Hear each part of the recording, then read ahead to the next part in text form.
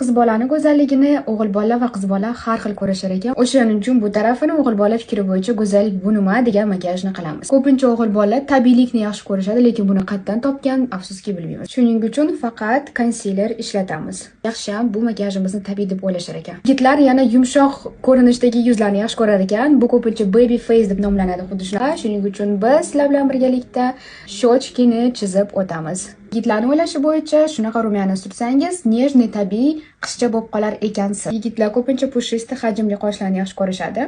Endi tushundim, kim uchun laminирование broveyni ishlab chiqargan ekan.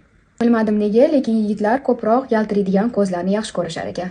Albatta, o'g'il bolani tushunishi bo'yicha yuzingiz yaltirab tursa, demak yuzingiz chiroyli parvarish qilingan va tabiiy yaltirayapti. O'g'il bolani tushunishi bo'yicha tabiiylik bu oddiygina blesk, lekin biz labimizni tepasiga kattaroq qilish uchun highlighter surtamiz. Oddiygina blesk. Va agarda siz ozgincha visnushka chizadigan bo'lsangiz, ularni tushunishi bo'yicha bu qiz